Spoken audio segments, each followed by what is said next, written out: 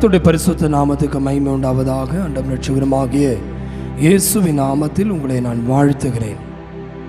இந்த நாளிலும் கூட தேவன் கடந்த நாட்கள் நம்மோடு பேசிக்கொண்டு இருக்கிறார். இன்றைக்கும் அவர் சத்தத்தை கேட்பதற்கு நீங்கள் ஜெப சிந்தையோடு காணப்படுங்க. ஆண்டவர் பேசினால் நமக்கு ஒரு வெற்றி உண்டு. ஆமாவா இல்லையா? ஆண்டவர் பேசினால் நமக்கு ஒரு விடுதலை உண்டு. ஆண்டவர் பேசினால் எந்த காரியத்தை குறித்து பேசுகிறாரோ அதில் நமக்கு ஜெயம் உண்டு. ஆமென், ஆமென். இந்த நாளிலே இன்னைக்கு கர்த்தர் கொடுக்கிற வார்த்தை, உன் வாழ்க்கையிலே எல்லாமே ஜெயம்தான். என்னங்க? உன் வாழ்க்கையிலே எல்லாமே ஜெயம்தான். எதிலெல்லாம் நீங்க ஜெயிக்காம இருக்கிறீங்களோ, எதிலெல்லாம் நீங்கள் தோல்வி அடைந்தீர்களோ அவைகளிலே தேவன் ஒரு வெற்றியை தரப்போகிறார். கடந்த நாட்களிலே ஆவியானவர் உதவி செய்யும் ஆவியானவர் என்று நாம் பார்த்தோம். நமக்காய் வேண்டுதல் செய்யும் ஆவியானவர் என்று பார்த்தோம். இந்த நாளிலே அந்த ஆவியானவர் நம்முடைய வாழ்க்கையிலே அவர் செய்கிற செயல்களை குறித்து நாம் கடந்த நாட்களிலே நாம் பார்த்து வருகிறோம். நம்முடைய வேத புஸ்தகத்தை நாம் திருப்பிக் கொள்ளலாம். ரோமருக்கு எழுதின நிருபம் 8ஆம் அதிகாரம் 2ஆம் வசனம். ரோமருக்கு எழுதின நிருபம் 8ஆம் அதிகாரம் 2ஆம் வசனம். கிறிஸ்து இயேசுவினாலே ஜீவனுடைய ஆவியின் பிரமாணம் என்னை பாவம் மரணம் என்பவைகளின் பிரமாணத்தினின்று விடுதலையாக்கிற்றே. கைகளை விடுதலை சொல்லுங்களேன். அப்போ விடுதலை ஒரு ஜெயிக்கிற ஒரு வாழ்க்கை. நீங்க எல்லா இடத்திலும் ஜெயமா இருக்கீங்களா? எதுலெல்லாம் நீங்க வெற்றி அடைஞ்சீங்க? உங்க வாழ்க்கை தோல்வி எதுல நீங்க அதிகமா இருக்கீங்க? தோல்வி அடைவது எதிலே? உங்கள் தனிப்பட்ட வாழ்க்கை, உங்கள் குடும்ப வாழ்க்கையிலே நீங்கள் ஒரு ஜெயமுள்ள ஒரு வாழ்க்கை உங்களால் வாழ முடிகிறதா? எத்தனையோ முறை உங்கள் வாழ்க்கையில் வருகிற சோதனையை நீங்கள் ஜெயிக்க முடியாதபடிக்கு தோல்வி அடைந்தவர்களாய் நிற்பதை தேவ ஆவியானவர் உங்களுக்கு இன்றைக்கு வெளிப்படுத்துவாராக. ஆனால் மனுஷன் எப்பொழுதுமே அவன் தோல்வி அடைகிறான் என்றால், இன்றைக்கு ஆண்டவர் உங்களை பார்த்து ஒரு உற்சாகமான வார்த்தையை கொடுக்கிறார். உன் வாழ்க்கையிலே எல்லாமே ஜெயம்தான். ஆமென் சொல்லுங்களேன். இயேசு கிறிஸ்துவினாலே, இயேசு கிறிஸ்துவனுடைய ஜீவனுடைய ஆவியின் பிரமாணம், ஆவியின் பிரமாணம் நம்ம என்ன செய்யுமாம்? உலகத்திலே ஒரு ஜெயத்தை கொடுக்கிறது. ஆமென். ஆகினால் தான் சங்கீதக்காரனாகிய தாவீது இப்படியாய் சொல்லுகிறார். 51ஆம் சங்கீதம் 12ஆம் வசனத்தில் பாருங்களேன். ஆமென், ஆமென். சங்கீதம் 51:12. உமது இரட்சண்யத்தின் சந்தோஷத்தை திரும்பவும் எனக்கு தந்து உற்சாகமான ஆவியனை என்ன செய்யட்டும்? தாங்கும்படி செய்யும். கைகளை உயர்த்தி ஆமென் சொல்லுங்க. ஆமென். அருமையான தேவ பிள்ளையே, நம்முடைய தனிப்பட்ட வாழ்க்கையில் நாம் தோல்வி அடைந்து விடுகிறோம். ஆமென். தனிப்பட்ட வாழ்க்கை, ஆமென், குடும்ப வாழ்க்கையிலே தோல்வி அடைந்து விடுகிறோம். இன்னைக்கு அநேக நேரங்களிலே தோல்வி எந்த ஒரு மனுஷனாலும் ஏற்றுக்கொள்ளவே முடியாது. கடந்த வாரத்திலே உங்களுக்கு தெரியும், ஒலிம்பிக்கில் பாருங்க, ஒரு ஆமென் ஸ்தோத்திரம், ஒரு மல்யுத்த வீரன் ஆமென் ஸ்தோத்திரம் சாம்பியன்ஷிப் வாங்க வேண்டியது அவருடைய சில ஆமென் சரீரத்தில் உள்ள ஒரு குறைபாடு நிமித்தமாய் அவர் அந்த போட்டியிலே அவர் தோல்வியை அடைந்து விட்டார். அவர் ஆமென் அன்ஃபிட் என்று சொல்லிட்டாங்க. ஃபிட் இல்லையா? அருமையான தேவ பிள்ளையே, ஒலிம்பிக் பந்தயத்திலே ஆமென் ஆமென் போட்டியிட வேண்டும் என்றால் உலகத்திலே ஒரு விளையாட்டுக்கே அவர்கள் ஃபிட்னஸை பார்க்குறாங்க, ஒரு கேமுக்கே ஃபிட்னஸை பார்க்குறாங்க. இன்னைக்கு நீங்கள் பரலோகம் செல்வதற்கு நீங்கள் அன்ஃபிட்டாக இருக்கிறதை போல உங்கள் மனசாட்சி, உங்கள் மனது உங்களை சோர்வடைய செய்கிறது. ஒரு வேலை எடுத்தா நம்ம மனசே சொல்லும், நீ தான் இதில் அன்ஃபிட் ஆச்சு. ஒரு ஃபேமிலி லைஃப்ல அன்ஃபிட்டு, ஒரு ஸ்டடீஸில் அன்ஃபிட்டு, நம்முடைய டிஸ்குவாலிஃபைட் ஆயிரும். அநேக நேரங்களிலே குவாலிஃபைடு ஆகக்கூடிய இடத்துல நீங்கள் டிஸ்குவாலிஃபைடு ஆயிடுறீங்க. அதனுடைய ரீசன் என்ன? இன்றைக்கு ஆமென் தாவீது தன்னுடைய சங்கீதத்திலே அவர் எழுதியிருக்கிறார். 51ஆம் சங்கீதம் 2 இப்படி எழுதியிருக்கிறார். உமது இரட்சண்யத்தின் சந்தோஷத்தை எனக்கு என்ன தாங்க? திரும்பவும் எனக்கு தந்து உற்சாகமான ஆவி என்னை தாங்கும்படி செய்யும். இன்றைக்கு தேவன் ஒரு உற்சாகத்தின் ஆவியை தரப்போகிறார். இன்றைக்கு சபையே உங்கள் குடும்பத்தில் ஒரு உற்சாகத்தை தரப்போகிறார். உங்கள் வேலையில் ஒரு உற்சாகத்தை தரப்போகிறார். சரீரத்தில் உற்சாக தரம் போகிறார். எத்தனை பேர் உற்சாகமா இருக்கீங்க? உற்சாகமா இருக்க மாத்திர கைகளை உயர்த்தி ஆமென், ஹல்லேலூயா. ஆமென். வியாதி ஒரு மனுஷனை சோர்வடைய செய்யும். ஆமென். பணம் ஒரு மனுஷனை சோர்வடைய செய்யும். ஆமென். பலவீனம் ஒரு வேலை நம்முடைய சரீரத்தை சோர்வடைய செய்யும். ஆமென். பலவான் நம்மை சோர்வடைய செய்யலாம், ஆனால் நம்மை பலப்படுத்துகிற ஒருவர் இருக்கிறார் நம்மோட. ஆமென், ஹல்லேலூயா. அதை தான் ஆவியின் பிரமாணம் என்று நாம் பார்க்கிறோம். இன்னைக்கு இந்த ஆவியின் பிரமாணம் என்ன செய்யுமா? நம்மை உற்சாகப்படுத்துமாம். ஆமென். நீங்கள் எதற்காக பரிசுத்த ஆவியை பெற்றுக்கொண்டீர்கள்? இந்த பூமியில தேவ ஆவியானவர் எதற்காக பரிசுத்த ஆவியானவர் நமக்கு தந்தார் என்றால், நம்ம இடையில சோர்ந்து போகும்போது அந்த ஆவி நமக்குள் உற்சாகப்படுத்திட்டே இருக்கும். நம்ம தேவனுடைய பிள்ளை என்று ஆமென் நம்மை நினைவுபடுத்தி கொண்டே இருக்கும். நம் தேவனுடைய குமாரன் என்று சொல்லி நினைவுபடுத்தி கொண்டே இருக்கும். ஆமென். நாம பரலோகம் செல்ல போகிறோம் என்பதை அது நினைவுபடுத்தி கொண்டே இருக்கும். இந்த பூமியில் வாழ்க்கை, இந்த பூலோக வாழ்க்கையை குறித்து ஒரு நாள் இந்த ஆவி நமக்குள்ள சோர்வு எங்க வரும்னா, நம்மெல்லாம் பரலோகம் போயிடுவோமா? நம்மெல்லாம் இந்த பூமியில் எவ்வளவு நாள் வாழ போறோம்? நமக்கு ஒரு சின்ன வியாதி வந்த போதும், எதுக்கு தான் இந்த பூமியில வாழ்ந்துட்டு ஒரு சின்ன பண தேவைகள் வந்தா போதும், நம்ம எதிர்பார்த்த இடத்துல கிடைக்காமல் இருந்தால் போதும், உடனே நம்ம சோர்ந்து போய்கிறோம். இன்னைக்கு ஆமென் தாவீது சொன்ன அதே சங்கீதத்தை ஆவியானவர் நமக்கு தருகிறார். ஆமென். என்னதுங்க? உமது இரட்சணியத்தின் சந்தோஷத்தை ஆண்டவரே திரும்பவும் தாரும், நான் வாழ்க்கையிலே எல்லா இடத்திலும் ஜெயிக்க வேண்டும். கைகளை உயர்த்தி ஆமென் சொல்லுங்க. எந்த இடத்துல நீங்க தோல்வி அடைந்தீர்களோ, இந்த தோல்வி அடைந்த இடத்துல தேவன் உங்களுக்கு ஜெயத்தை தரப்போகிறார். ஆமென், ஹல்லேலூயா. ஆமென். ஒரு ஆமென் வாழ்க்கையிலே ஆமென் தனிப்பட்ட வாழ்க்கையிலே சோர்வடைந்த ஒரு ஸ்திரியை நாம் பார்க்கிறோம். இந்த ஸ்திரீ, அந்த ஸ்திரீயின் பேரு சமாரியா நாட்டினுடைய ஒரு ஸ்திரீ. நமக்கு நன்றாய் தெரியும். அவள் சோர்ந்து போனவளாய், அவள் கவலை கொண்டவளாக, ஆமென் தன்னுடைய தாகத்தை தீர்ப்பதற்காக அவள் குடத்தை சுமந்து கொண்டு தண்ணீர் அண்டையில் வருகிறார். அந்த நேரத்தில் இயேசுவை பார்த்து ஆமென் யாரோ என்று அவளுக்கு தெரியாது இயேசு ஆமென் ஆமென் தேவனுடைய குமாரன் என்று. அவள் சாதாரண ஒரு யூதனாய் தான் பார்த்தாள். அந்த இடத்தில் அவர் குடத்தை சுமந்து கொண்டு வந்தபோது தன் வாழ்க்கையிலே ஒரு சொட்டு தண்ணீருக்காக எப்படி இந்த ஐஸ்வர்யவான் பாதாளத்தில் சென்று அவள் கதறினான். ஒரு சொட்டு தண்ணீர், ஆமென் அந்த லாசருடைய விரலை நினைத்து ஒரு சொட்டு தண்ணீர் வேண்டும் என்று கேட்டான். நன்றாய் கவனிங்க. ஆமென். அருமையான தேவ பிள்ளையே, ஆமென் தன்னுடைய பசியை ஆற்றிக் கொள்வதற்கு லாசரு படுத்து கிடந்திருந்த போது அவன் சாவதற்காய் அவன் ஆமென் அவனுடைய சரீரம் முழுவதும் வியாதிப்பட்டவன் மரிக்கக்கூடிய ஒரு தருவாயிலும் கூட அவனை சுகப்படுத்துவதற்கோ அவன் வியாதியை குணப்படுத்துவதற்கோ அவளை பராமரிப்பதற்கோ இந்த லாசரு கூட யாருமே இல்லை. லாசரு தனிமையாக தான் இருந்தான். ஆனால் அருமையான தேவ பிள்ளையே, லாசருடைய வீட்டிற்கு அவன் சொந்த வீடும் கூட இல்லை, அவனுக்கு வேலை இல்லை, அவனுடைய எதிர்காலம் எப்படி இருக்க போகுதுன்னு தெரியாது. ஆனால் அருமையான தேவ பிள்ளையே, அந்த ஐஸ்வர்யவான் மிகவும் சம்பர்ணமாய் இந்த பூமியில் அவன் ஆமென் ஆமென் அநேகருக்கு முன்பாக அவன் பொருளாதாரத்திலும் எல்லாவற்றிலும் அவன் உயர்ந்தவனாய் இருந்தான். ஆனால் அவன் தேவனை அறியாதவனாய் இருந்தான். அருமையான தேவ பிள்ளையே, அவன் தேவனை அறியாதவனாய் இருந்ததினாலே அந்த லாசருவை கண்டு அவன் அற்பமாய் கண்டான். ஆனால் லாசருவை குறித்து அவனுடைய விடை அவனை குறித்து அவனுடைய பெற்றோரை பற்றி சொல்லவில்லை, அவன் குடும்பம் இருந்ததை பற்றி சொல்லவில்லை. ஆனால் அவனோ தன் பசையை ஆற்றக்கூடியவனாக ஒரு லாசரு அவன் வாசப்படியிலே அவன் அப்படியே தரித்திரன் என்று சொல்லிதான் வேதம் அவனை அவனை காண்பித்துக் கொடுக்கிறது. ஒருவேளை தரித்திரனாய் இருந்தாலும் சரி, அவன் தேவனுடைய ராஜ்யத்துக்கு போக வேண்டும் என்று தேவன் விரும்பினால், அவன் கர்த்தருக்கு பயந்தவனாய் இருந்தான் என்றால், நீதிமானாய் வாழ்வான் என்றால், நிச்சயமாய் தேவன் அவனை ஆபிரகாமுடைய மடிக்கு கொண்டு சென்றதை போல இன்னைக்கு நான் சொல்றேன், லாசரு மரித்தான், ஐஸ்வர்யவானும் மரித்தான். ஆனால் லாசரு மரித்த போது அவன் தேவனுடைய ராஜ்யத்தில் சென்று அவன் ஜீவ தண்ணீர் உள்ள தேசத்திலே அவன் கடந்து சென்றான்.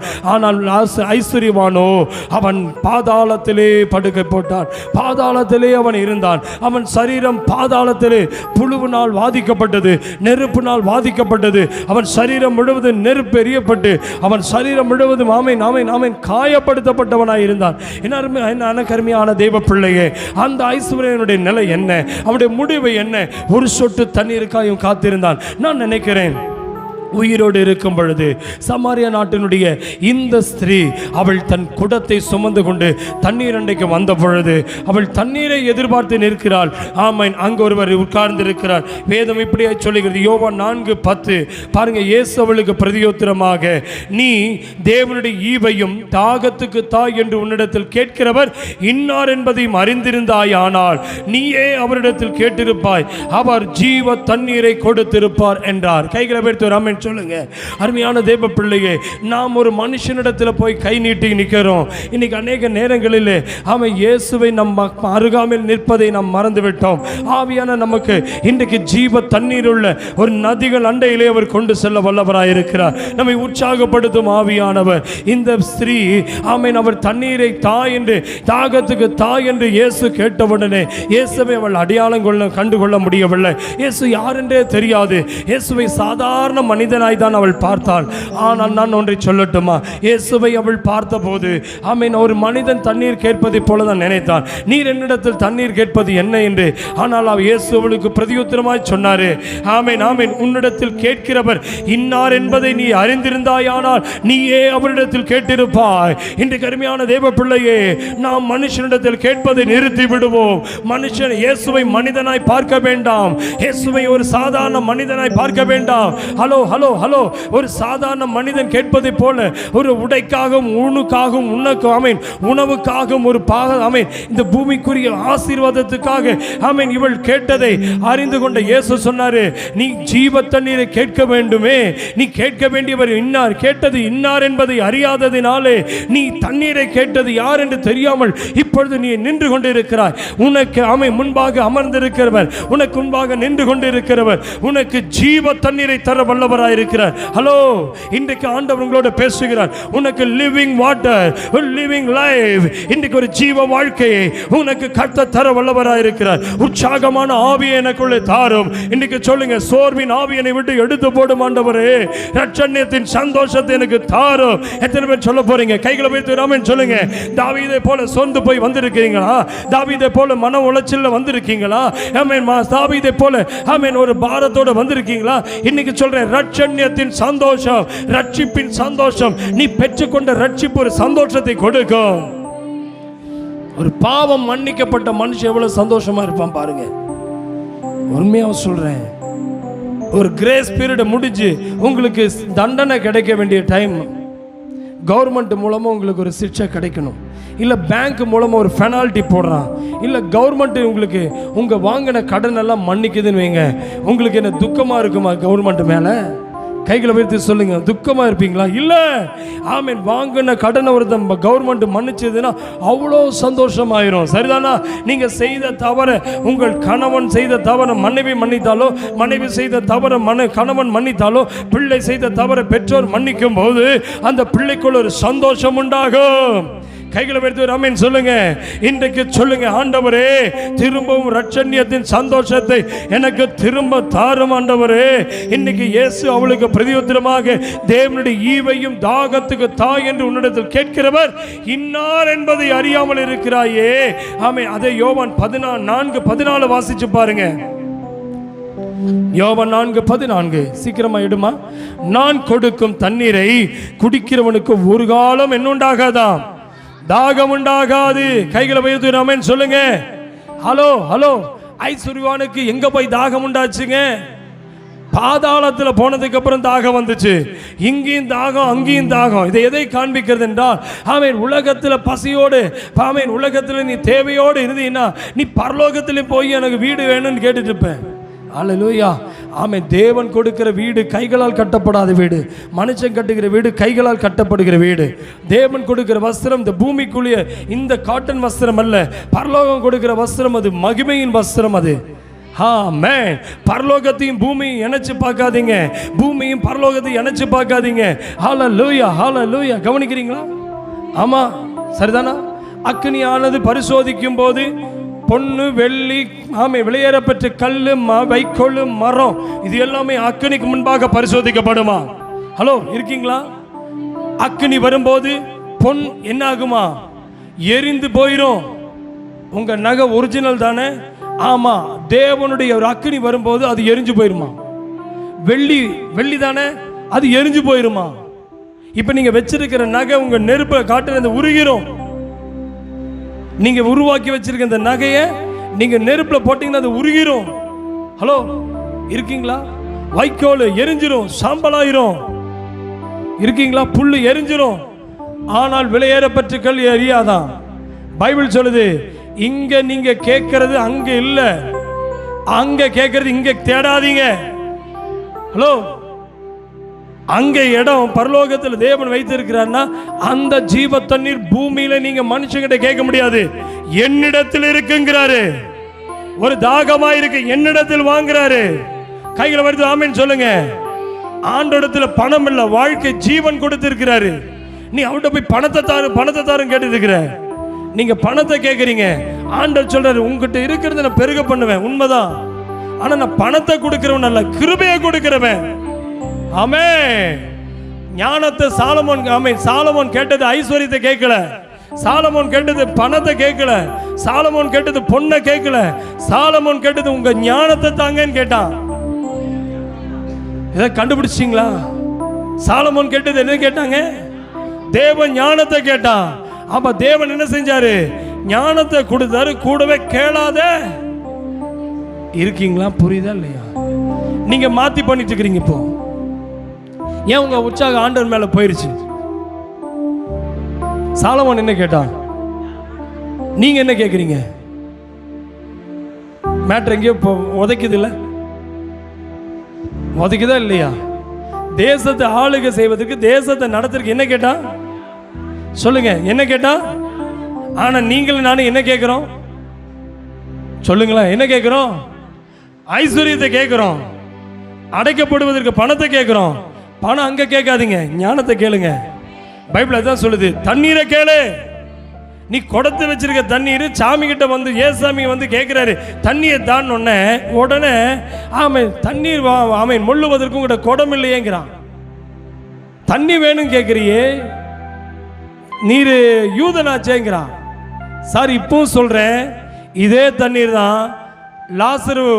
அவன் தண்ணீர் கேட்கல, அவன் வாழ்ந்துட்டு இருக்கிற இடமே ஜீவனுள்ள தேசமா இருந்தது. இவன் உயிருக்கு போறான். ஒரு சொட்டு தண்ணி கொடுத்தீங்கன்னா தான் உயிர் வாழ்வேங்கிறான். நீங்க ஒரு சொட்டு தண்ணிக்காக இன்னும் ஓடிட்டு இருக்கிறீங்க. நிறைய ஓடிடுச்சு பாருங்க இன்னைக்கு. ஹலோ, இந்த ஓடுன டிக்கெட் எல்லாம் எங்க இருக்குது? ஒரு சொட்டு தண்ணிக்காக ஓடிட்டு இருக்குது. இருக்கீங்களா? இதுக்கெல்லாம் ஒரு காரணம் சொல்லு. இன்னைக்கு இந்த ஒரு சொட்டு தண்ணிக்கு காரணம் சொல்லும். நான் அங்க போயிட்டேன், இங்க போயிட்டேன், எனக்கு இது வலிக்குது, இங்க வலிக்குது, எதையாவது ஒன்று சொல்லதான் வேணும். ஆனா நான் சொல்றேன், இயேசுவிடத்துல யார் தனிப்பட்ட முறையில் வந்து நின்னானோ அவ தாகத்தை தீக்கிற ஒரு ஆண்டவன். என் தாகம் குடத்தில் இருக்கிற தண்ணீர் அல்ல, என் தாகம் இயேசு வேணும். அவர் சொல்றாரு, ஆவியின் பிரமாணத்தை நீ வாங்கிக்க, இது உன் தாகத்தை தீக்கும். இருக்கீங்களா? நான் பேசுறது புரியுதா? நீ உலகத்தின் ஞானத்தை தேவன் ஞானத்தோடு இணைக்காத. அதனாலதான் பைபிள் சொல்லுது, யோவான் 6:63 சொன்னேன். யோவான் 6:63, ஆவியே உயிர்ப்பிக்கிறது. ஏங்க, மாம்சம் என்ன செய்யாதா? ஆனா நீங்க எதுக்காக அழுகிறீங்க? ஹலோ, மாம்சம் எதுக்காக உதவுமா? உதவாது. ஐஸ்வர்யவான் எங்க இருந்தா? பாதாளத்தில் இருந்தான். பாதாளத்தில் இருந்த ஐஸ்வர்யவானுக்கு மாம்சம் ஏதோ உதவி செஞ்சுதா? இனி கை தட்டணும்னு ஆளை கூப்பிட வேண்டியதானே? கை தட்டணும்னா பணம் வந்திருக்கும்ல? கை நீட்டினோம்னா அவன் கையில் 10 விரல் 10 மோதிரம் போட்டிருப்பான்ல? கழுத்து முழுதும் செயினா போட்டிருப்பான்ல? அங்கே ஏதோ வேலை செஞ்சுதா? சொல்லுங்க. அங்கே யாரையாவது கூப்பிட முடிஞ்சுதா? ஹலோ, இங்கே கூப்பிட்ட ஆள் வரும். ஆனால் பாதாளத்துக்கு போயிட்ட, நரகத்துக்கு போயிட்டீங்கன்னா அங்கே ஒப்பாரி விடுகிற சத்தம் தான் கேட்கும். இங்கேயே உன்னை கூப்பிட சொல்லும்போது நீ ஜெபம் பண்ணிக்க. அங்கே போனேன்னா கூப்பிட்ட ஆள் வராது. ஹலோ, இருக்கீங்களா? இயேசு வரப்போகிறான்னு சொல்லிட்டே இருக்கேன். இன்னைக்கு சபை சொல்லுது, ஊழியக்காரன் சொல்லிட்டே இருக்கான். ஒவ்வொரு இடத்துல இயேசு வருவார்னு சொல்றாங்க. நீங்க நினைக்கிறீங்க எப்ப வருவாருன்னு தெரியாது, எப்பாவது வரட்டும் அப்படின்னு உட்கார்ந்துருக்கீங்க. அவர் வரும்போது ஒருத்தன் வயல்ல இருக்கான், ஒருத்தன் மாவு அரைக்கிறான், ஒருத்தன் படுக்கையில் படுத்து தூங்கிட்டு இருக்கிறான். ஹலோ, இருக்கீங்களா? கைகளை எடுத்து ராமன் சொல்லுங்களேன். ஒருத்தன் எங்க இருக்கிறான்? வயல்ல இருக்கான் வேலை செஞ்சுட்டு. ஒருத்தன் எங்க இருக்கிறான்? மாவு அரைச்சிட்டு இருக்கிறான். ஒருத்தன் எங்க இருக்கிறான்? படுத்த படுக்கையில் தூங்கிட்டு இருக்கிறான். நல்லா கவனிங்க.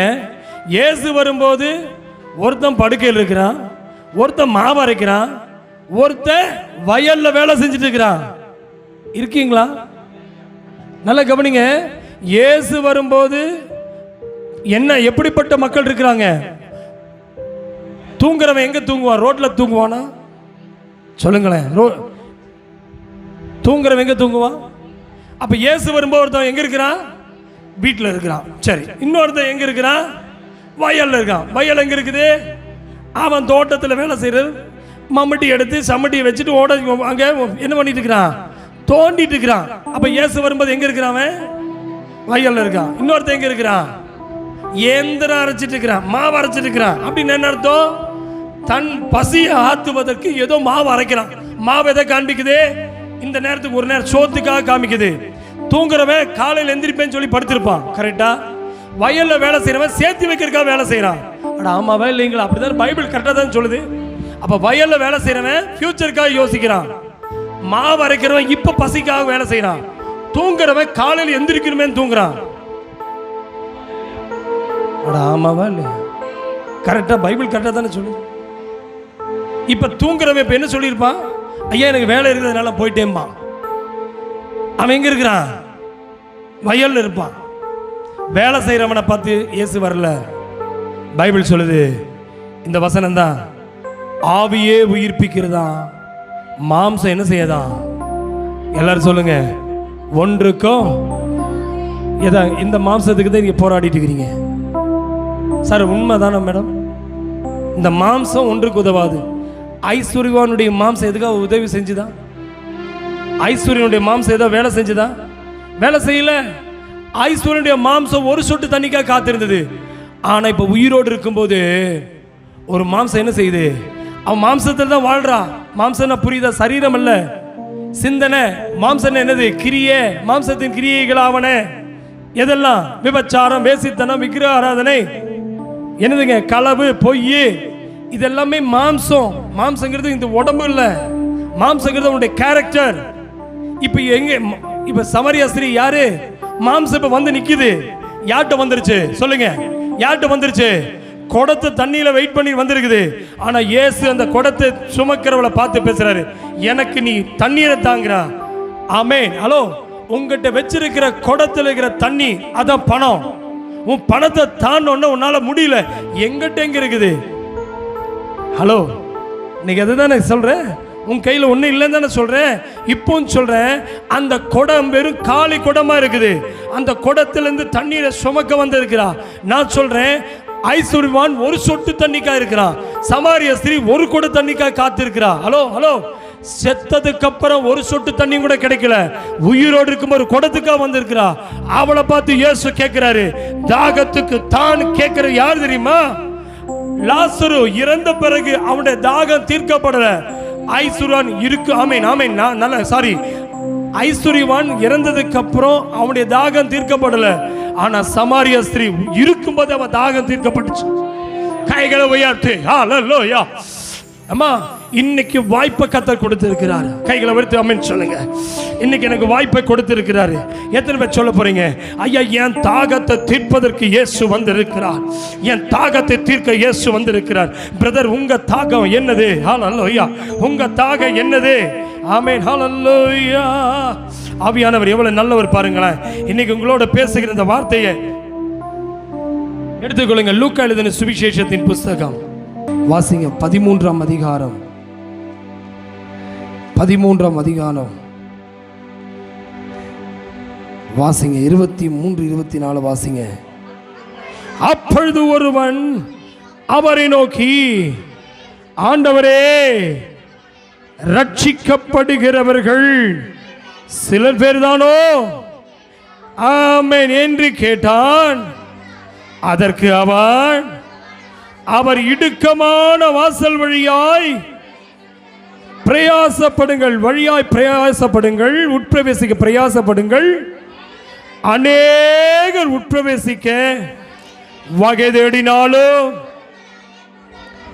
அவர்களால் கூடாமற் போகும் என்று உங்களுக்கு சொல்லுகிறேன். 25 வீட்டெஜமான் எழுந்து கதவை பூட்டின பின்பு நீங்கள் வெளியே நின்று, ஆண்டவரே ஆண்டவரே எங்களுக்கு திறக்க வேண்டும் என்று சொல்லி கதவை தட்டும்போது அவர் பிரதியுத்தரமாக, நீங்கள் எவ்விடத்தாரோ உங்களை அறியேன்.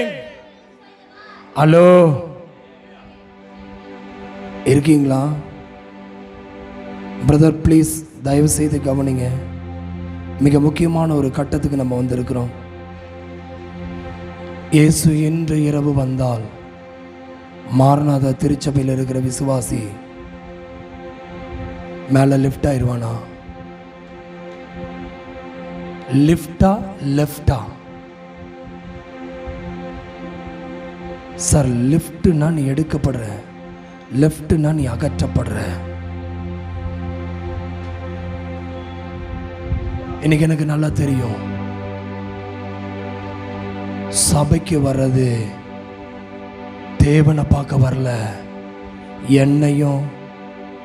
நான் போகலைன்னா இவர் திட்டுவார், போகலைன்னா கேள்வி கேட்பார், போகலைன்னா அவர் யார் அவருக்கு பதில் சொல்றது?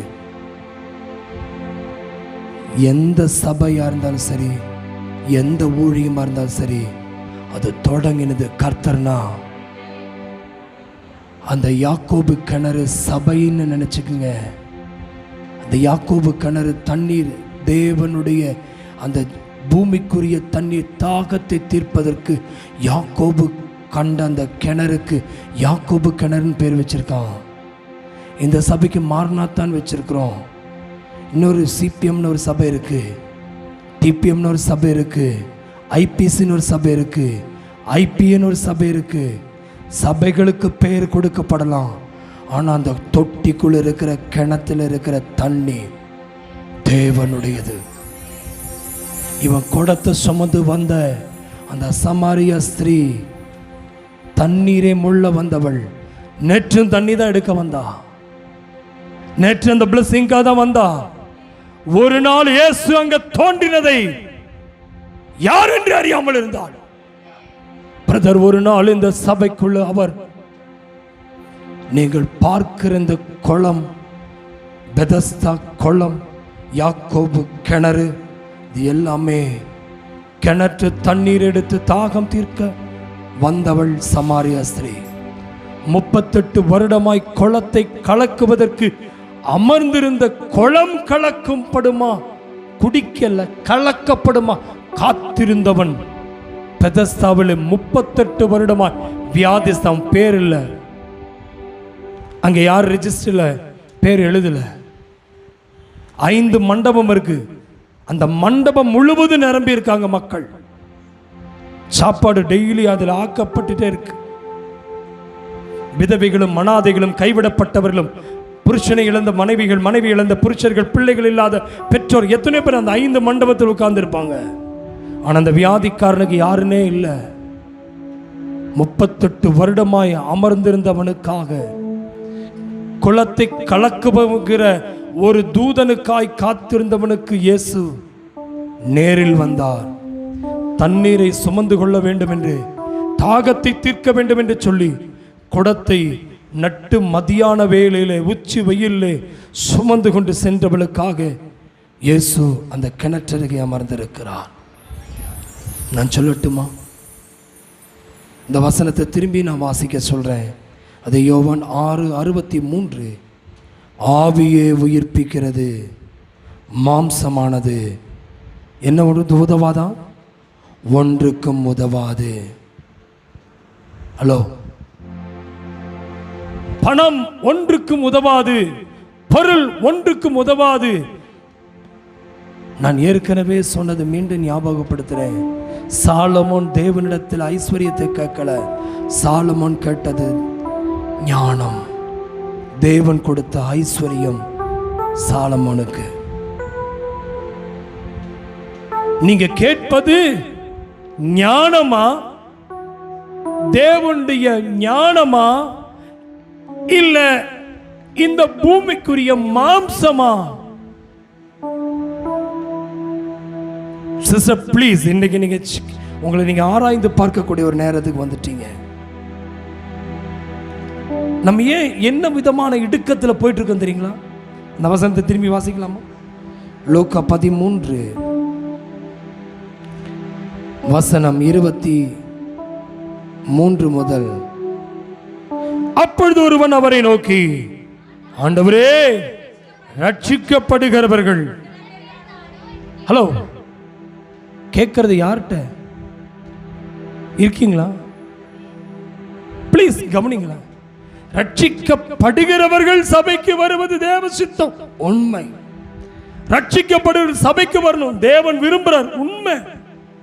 ரட்சிப்பு என்பது ஊழிய காரணத்தில் அல்ல, ரட்சிப்பு என்பது உன் விசுவாசத்தில் தான் இருக்கா. நீதிமானே ரட்சிக்கப்படுவது அரிதானால் பாவிகளும் பக்தி இல்லாதவர்கள் எங்க போய் நிக்க போறாங்க தெரியல. சார், உங்களுக்கு தெரியும் அந்த கிணற்றருகே உட்கார்ந்து இருக்கிற இயேசு யார் என்பதை தெரியும். ஆனா சமாரியா நாட்டு ஸ்திரீக்கு தெரியல. ஐஸ்வர்யவானுக்கு தெரிஞ்சிருச்சு. இப்போ ஒரு சொட்டு தண்ணி கிடைச்சா நான் பிழைச்சிருவேன். நான் கேட்கிறேன், ஒரு சொட்டு தண்ணி குடிச்சீங்கன்னா போதுமா ஒரு நாளைக்கு? 3 லிட்டருக்கு மேல எல்லாம் குடிக்கணும்னு சொல்றாங்க. ஒரு நாளைக்கு 3 லிட்டருக்கு மேல தண்ணி குடிக்கணுங்கிறாங்க. ஒரு சொட்டு தண்ணி எதுக்கு கேட்கிறாங்க? நல்லா கவனிங்க. இங்கே சமாரியா ஸ்திரீக்கு தாகத்துக்கு தான் என்கிற கேட்கிறவர் யார் என்பதை நீ அறிந்திருந்தால் அவரிடத்திலே நீ கேட்டிருப்பேங்கிறா. இயேசு சமாரியா ஸ்திரியை பார்த்து, இந்த ஐஸ்வர்யவான் நெருப்பு எரியுது, பாதாளத்தில் பதறான். அவன் கண்களிலே மேல் பாதாளம் கீழ் பாதாளம் சொல்லி பழைய ஏற்பாட்டில் இருந்தது. ஆனால் அந்த மேல் பாதாளம் கீழ் பாதாளத்தை இயேசு உயிரோடு எழும்பினதுக்கு அப்புறம் அவன் கீழே இருக்கிற பரிசுத்தவான்கள் மேல் பாதாளத்தில் இருக்கிற அத்தனை பரிசுத்தவான்களையும் கூட்டிட்டு போய் நோபாவின் காலத்தில் அவன் காப்பாற்றப்பட்ட அந்த 8 பேர் எல்லாரையும் என்ன பண்ணிட்டாரு? ஆவியிலே போய் பிரசங்கம் பண்ணி இயேசு என்ன செஞ்சு எங்க கொண்டு வச்சுட்டாரு? பரதீசில் கொண்டு வச்சுட்டாரு. இப்போ ஒரு ரெஸ்ட் பிளேஸ்ல மத்தியாகாயத்தில் இருக்காங்க அவங்க. இயேசு திரும்பி வருந்ததுக்கு அப்புறம் தான் முதலாவது மரித்தவர்கள், கிறிஸ்துவுக்குள் மரித்தவர்கள் எழுந்திருப்பார்களாம். ஓகே, சரி, அந்த ஒரு சப்ஜெக்ட்டுக்கு நான் போகல, உங்களுக்கு தெரியும்படியே சொல்றேன். அப்ப கீழ்பாதாளத்திலிருந்து லாசருவை ஐடென்டிஃபை பண்ணிட்டான் இந்த ஐஸ்வர்யவான். அவன் ஒரு விரல் சொட்டுங்கிறானே, நான் நினைக்கிறேன் விரல் பார்க்கக்கூடிய அளவுக்கு அவன் கண்கள் தெளிவா இருந்தது கீழ் இருக்கிறவனுக்கு. அப்ப மேல இருக்கிற லாசருடைய சரீரம் கீழே அழுகி போயிருந்துதான். அப்படிதானே பைபிள வாசிச்சிருக்கோம். நாய்கள் அவன் புண்ணை நக்குனுதான். ஆமா பிரதர், ஆமாவா இல்லையா? ஆனா மேல போனதுக்கு அப்புறம் அவன் விரல நான் கேட்கிறேன், நீங்க மாடி இருந்து ஒரே ஒரு சொட்டு தண்ணிய உங்க விரல எடுத்து கீழே விடுங்க பார்க்கலாம், ஒருத்தன் வாயில போய் விழுகுமா பார்ப்போம். இங்கிருந்து நான் உங்க சொட்டு தண்ணி இப்படி விடுறேன், வாயில விழுகுமா? இமேஜின் பண்ணுங்க. நம்ம சும்மா அந்த வசனமா வாசிக்காம அதுக்குள்ள இருக்கிற ஆழமான கருத்து என்ன? அப்போ ஒரு சொட்டு தண்ணீர்ல அவன் லாசரு கையிலிருந்து பிறந்து வருகிற அந்த தண்ணினால இவன் பிழைப்பானா? தெரியாது. இததான் சொல்றாரு, தாகத்துக்கு தாய் என்பதை யார் என்பதை நீ அறிந்திருந்தால் அவரிடமே நீ கேட்டிருப்ப. எதுக்கு தெரியுமா பிரதர், சிஸ்டர், இன்னைக்கு சபைக்குள்ள வான்னு கூப்பிடுறாருன்னா அவர் யாருன்னு தெரிஞ்சா அவர்கிட்ட நீ வந்து ஞானத்தை கேட்ப. நீ அவர்கிட்ட கேட்கும் போது நீ கேட்கறது என்னதுங்க? பூமியை கேட்கறதுனாலதான் பூமியை நீங்க நிரப்பப்பட்டிருக்கீங்க. பரலோகத்தை கேட்ட பரலோகத்தில் நீங்க நிரப்பப்படுவீங்க. அதுதான் ஆண்டவர் சொல்றாரு. ஆமேன். அது இடுக்கமான வாசல். எப்படி? சில பேர் தான் என்ன போட்டிருக்கு? ஒருவன் அவரை நோக்கி, ஆண்டவரே, ரட்சிக்கப்படுகிறவர்கள் சிலர் பேர் தானோ? எல்லாம் எடுத்து வாசிங்க. 13:23, லூக்கா 13:23. இடுக்கமான வாசல் வழியாய் உட்பிரவேசிக்க பிரயாசப்படுங்கள். எங்க நம்ம எந்த வழி விரும்புவோம்? ப்ளீஸ் என்ன கவனிங்களேன். உங்க கூகுள் மேப்ல நீங்க போட்டீங்கன்னா டிராபிக் இல்லாத ரூட் அது காட்டும். டிராஃபிக் இருந்தால் அந்த கூகுள் மேப்பில் நீங்கள் பார்த்தீங்கன்னா ரெட் கலர் காட்டும் நிறையா, அந்த இடத்துல நீங்கள் ட்ராவல் பண்ணவே முடியாதுன்னு. உங்கள் கூகுள் மேப்பில் எப்படி இருக்கீங்க நீங்கள்? உங்கள் மேப்பு டிராஃபிக் பிளேஸை நீங்கள் விரும்புகிறீங்களா? சார் எல்லாருடைய லைஃபுக்கு ஒரு இடுக்கம் இருக்கணும். கவனிக்கிறீங்களா? மாம்சம் ஒன்றுக்கு உதவாது. பவுலுக்கு மாம்சத்தில் ஒரு முள் இருந்தது, ஆவியில முள்ளு கிடையாது. ப்ளீஸ் கவனிங்க, மாம்சத்தில் ஒரு முள்ளு வரும், அது இடுக்கும், அந்த நெருக்கத்தை கொடுக்கும், பெருக்கத்தை கொடுக்காது. நீங்க நெருக்கப்படும் பொழுது நீங்க கர்த்தருடைய பாதையில் போயிட்டு இருக்கீங்கன்னு நம்புங்க. ஹலோ, நேற்று தினத்தில் ஒரு வீடியோ கிளிப்பு மாரநாத குரூப்ல நீங்க பார்த்தீங்களான்னு தெரியல. ஒரு டீ எஸ்டேட் முதலாளி ஒரு கிராமத்து, அவர் அந்த அன்னைக்கு பார்த்து அவர் எஸ்டேட்டுக்குள் நடந்து போறாரு. ஒரு வயதான தாய், அவங்க என்ன செய்யறாங்க, வாயில் ஏதோ முணங்கிட்டே இருக்காங்க. பின்னாடி போய் நிற்கிறாங்க, ஸ்தோத்திரம் பண்ணிட்டே இருக்கிறாங்க. அந்த குரல் கேட்குது, அம்மா நீ ஸ்தோத்திரம் பண்ணுறியே, இவ்வளோ சந்தோஷமாக நீ ஸ்தோத்திரம் பண்ணிட்டு இருக்கிறியே, என் தோட்டத்துக்காக எனக்காக நீ ஸ்தோத்திரம் பண்ணிட்டு இருக்கியா அப்படின்னு கேட்ட உடனே, ஐயா கண்ணு தெரியாத என்ன ஒரு பிள்ளையை நான் வீட்டில் வச்சுட்டு வந்திருக்கேன், நடக்க முடியாத ஒரு பிள்ளையை நீ வீட்டில் விட்டுட்டு வந்திருக்கேன். இதுகளெல்லாம் பார்த்துட்டு நான் ஆண்டவருக்கு நன்றி செலுத்திட்டு இருக்கிறேன். ஆண்டவரே என் பிள்ளைகள் இப்படிப்பட்ட ஒரு பிள்ளையை கொடுத்தீரே, நன்றின்னு சொல்லி ஆண்டவருக்கு ஸ்தோத்திரம் பண்ணிட்டு இருக்கேன் நாங்களாம். உடனே பயங்கர ஆச்சரியம், ஏம்மா இவ்வளோ பெரிய கஷ்டத்தில் நீ ஒரு ஸ்தோத்திரம் ஒன்று வாயில் வருதேன்னு சொல்லி ஒரு முதலாளி சொல்ல, ஒரு நாளைக்கு இந்த வேலைக்கு இந்த அம்மா வரல. உடனே இந்த முதலாளி அந்த அம்மாவை பார்க்கறக்கா வந்திருக்காங்க. வந்தபோது அம்மா எனக்காக ஸ்தோத்திரம் பண்ணுங்கன்னு சொல்லிட்டு போயிட்டாரு. பார்த்தா அந்த அம்மாவை காணலை. அங்கே ஒர்க்கர்ஸ் கிட்ட கேட்டிருக்காங்க, மேனேஜர்கிட்ட, எங்கம்மா இந்த அம்மா வரல? ஐயா அந்த வீட்டில் என்ன ஆச்சு தெரியல, அவங்க வீட்டில் போகணுன்னு ரொம்ப தூரம், அந்த தோட்டத்துக்கு நடுவே காட்டுக்கு நடுவில் தான் அவங்க வீடு இருக்குது, வண்டி போகாது, 1 கிலோமீட்டர் நடக்கணும் அப்படின்னு சொல்ல, இவர் சொன்னார் இல்லை நம்ம போய் பார்த்துக்கலாம். அவரை போய் பார்த்து அவனை ஏன் வரல அவங்க என் தோட்டத்துக்கு, அவங்க வந்து தோட்டத்தில் வந்து வேலை செய்வது எனக்கு ஆசீர்வாதம்ட்டு. சரி முடியாதுன்னு சொன்ன பிறகு கூட வான் கூட்டிகிட்டு போயிட்டாரு. கூட்டிகிட்டு போனதுக்கப்புறம் அவன் 1 கிலோமீட்டருக்கு முன்னாடியே வண்டி இறக்கிட்டு அங்கேருந்து இறங்கி 1 கிலோமீட்டர் நடக்கணுமா. போனால் பார்த்தா ஒருவேளை அவங்க என்ன காரணத்தினால் வரலன்னு தெரியலையே, பார்த்தா அந்த கண்ணு தெரியாத பிள்ளை இறந்து கிடக்குது. உடனே இவர் நினச்சாரா, ஐயோ இந்த தாய் இறந்துருக்குது, இந்த பிள்ளை இறந்துருக்குது, எவ்வளோ வருத்தத்தோடு இந்த தாய் இருப்பாங்க, இனி எப்படி நான் ஆறுதல் சொல்லித்தருதுன்னு சொல்லி அந்த இறந்த குழந்தைய பார்த்துட்டு அப்படியே திரும்பி இப்படியே ஒன்றுமே பேசாமல் அப்படியே திரும்பினாராம். உடனே அந்த ஐயா அம்மாவை போய் ஓடி அந்த ஐயாவை பார்த்து பிடிச்சி, ஐயா முதலாளி நில்லுங்க, ஏங்க நீங்கள் ஒன்றுமே பேசாமல் போகிறீங்க? இல்லைம்மா அந்த பிள்ளை உங்களுக்கு ரொம்ப ஆறுதலாக இருந்தது, கண்ணு தெரியாத அந்த பிள்ளை இருந்தாலும் நீ பராமரித்து இவ்வளோ நேரம் நேசித்து நீ வாழ்ந்தியே, நீ இந்த எவ்வளோ துக்கத்தில் இருப்ப, உங்களுக்கு பதில் சொல்ல என்னால் முடியல. ஐயா கர்த்தர் கொடுத்த பிள்ளையா, கர்த்தரிடத்தில் சந்தோஷமாக போயிருக்கையா, கர்த்தருக்கு ஸ்தோத்திரையான்னு சொல்லச்சா.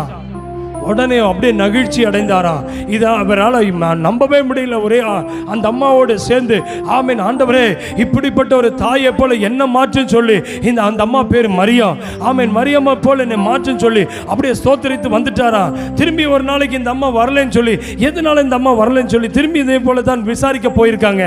போனா அந்த அம்மா சொல்லி, அந்த அம்மாவை பார்த்தா, ஐயா அந்த அம்மாவுக்குன்னு ஒரே ஒரு பையன் இருந்தான், அந்த பையனும் என்னாச்சுங்க, ஆமேன் முடவனான அந்த பிள்ளையும் இறந்துருச்சு.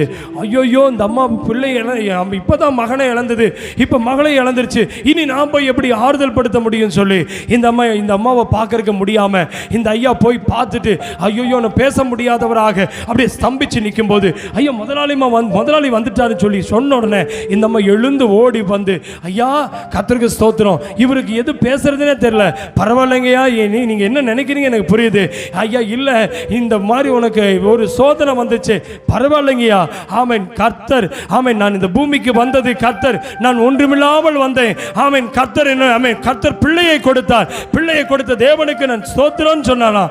ஆமென் அந்த அம்மா சொன்ன ஸ்தோத்திரத்தில் இவர் அப்படியே பதில் சொல்ல முடியல.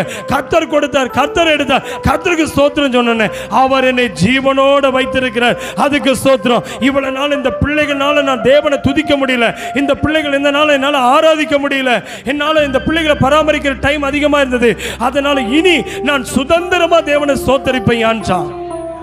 என்னங்க ஐயா இந்த வார்த்தை உண்மையாவே அதை பார்த்துட்டு அந்த வீடியோ கிளிப்பை பார்த்து அழுதே போட்டேன். அம்மா நீங்களும் நானும் ஒரு தலைவலி, சின்ன வியாதி, அவன் வீட்டுக்குள்ள பிரச்சனை, அவன் பொருளாதாரத்தில் பிரச்சனை வரும்போது நம்ம மனமுடைந்து போய் விடுகிறோம். ஆனால் இந்த மரியம்மாவுடைய வாழ்க்கையில் இருக்கிற அந்த விசுவாசம் ஆமென் என்னை மிகவும் நெகிழ்ச்சியடை செய்தது. இன்றைக்கு நீங்களும் நானும் ஆமென் கர்த்தருடைய சமூகத்தில் எப்படி இருக்கும்? பைபிள் சொல்லுகிறது, உங்கள் வாழ்க்கையில் வருகிற இடுக்கங்கள் இடுக்கமான வாசல் வழியாய் 24ஆம் வசனம், உட்பிரவேசிக்க பிரயாசப்படுங்கள், அநேக உட்பிரவேசிக்க வகை தேடினாலும் அவர்களால் கூடாமற் போகும் என்று உங்களுக்கு சொல்லுகிறேன். வீட்டு எஜமான் எழுந்து கதவை பூட்டின பின்பு நீங்கள் வெளியே நின்று ஆண்டவரே ஆண்டவரே எங்களுக்கு திறக்க வேண்டும் என்று சொல்லி கதவை தட்டும் போது அவர் பிரதியுத்தரமாக நீங்கள் எவ்விடத்தாரோ உங்களை அறியேன் என்று உங்களுக்கு சொல்லுவார். ஹலோ, இந்த வீட்டுக்கு ஒரு எஜமானன் உண்டு. எத்தனை பேர் சொல்ல முடியும்? கைகளை வைத்து சொல்லுங்களேன். இந்த வீட்டுக்கு ஒரு எஜமானன் உண்டு, இந்த சபைக்கு ஒரு முதலாளி உண்டு. அவர் இந்த கதவை பூட்டி விடுவார். ஆமென், ஹல்லேலூயா. ஒருவரும் பூட்டக்கூடாதபடி திறக்கிறவரும் ஒருவரும் திறக்கக்கூடாதபடி பூட்டுகிறவருமாகிய ஆமென் தாவீதின் திறவுகோலை உடையவர் ஒரு இயேசு ஒருவர் இருக்கிறார். ஆமென். அவர் இந்த தேசத்தில் உங்களையும் என்னையும் அழைப்பதற்கு வரும்போது இந்த பூமியில தாகத்துக்கு தான் கேட்கிற நீங்களும் நானும் எந்த தாகத்தோடு வந்திருக்கீங்க? உங்க தாகம் என்ன பிரதர்? அதனாலதான் அது கீழே பாருங்க, அவர் சொல்றாரு உங்களை நான் அறியேன் என்று சொல்லி 26, 27 அப்பொழுது உம்முடைய சமூகத்தில் போஜனம் பண்ணினோமே, நீர் எங்கள் வீதிகளில் போதகம் பண்ணினீரே என்று சொல்வீர்கள். உம்முடைய சமூகத்தில் என்ன பண்ணணும்? போஜனம்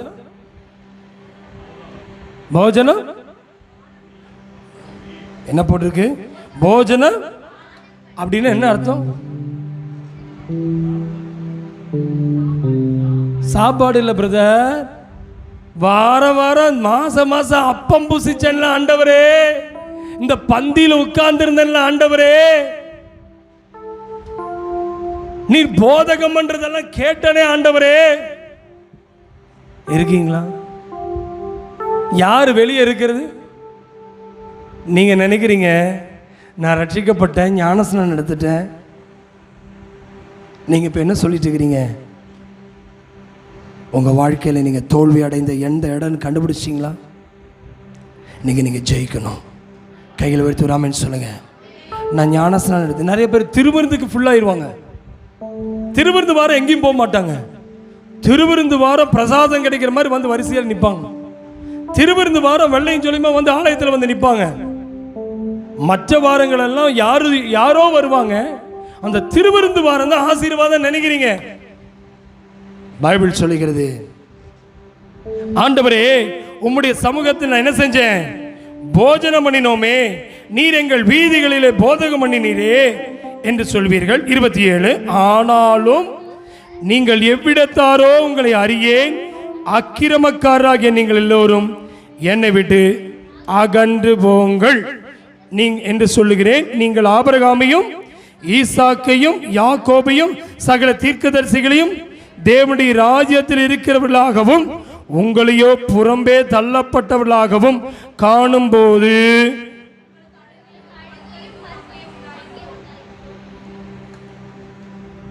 ஹலோ இருக்கீங்களா? இங்க பூமியில அழுகையும் பற்கடிப்பு இருக்கு. பூமியில இடுக்கமான வாசலா இருக்கு.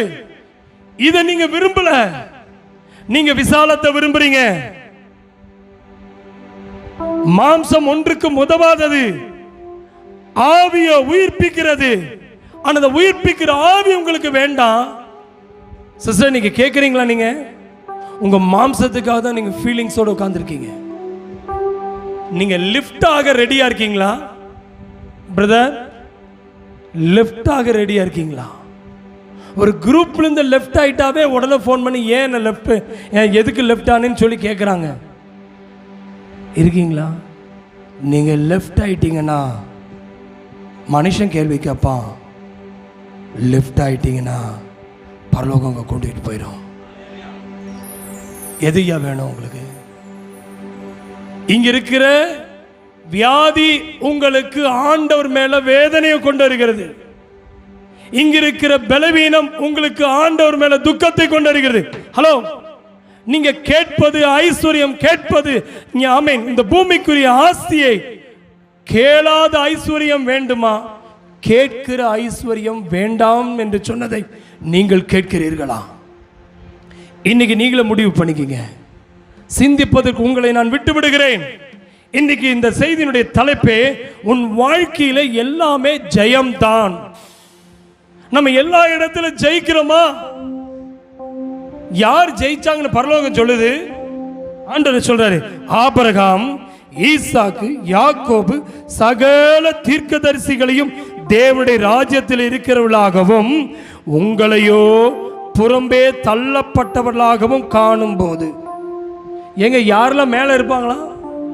ஆபிரகாம், ஈசாக்கு, யாக்கோபு என்ற சகல ப்ராஃபட்ஸ் யார் மேல போவாங்கிறது கவனிக்கிறீங்களா? புரியுதா நான் பேசுறது? ஆபிரகாம் ஆடு மேய்க்கிறவனாயிருந்தான். ஆடு மாடு ஒட்டகம் எல்லாமே அவன் கையில் இருந்தது. அவங்கிட்ட மேய்ப்பர்கள் இருந்தாங்க.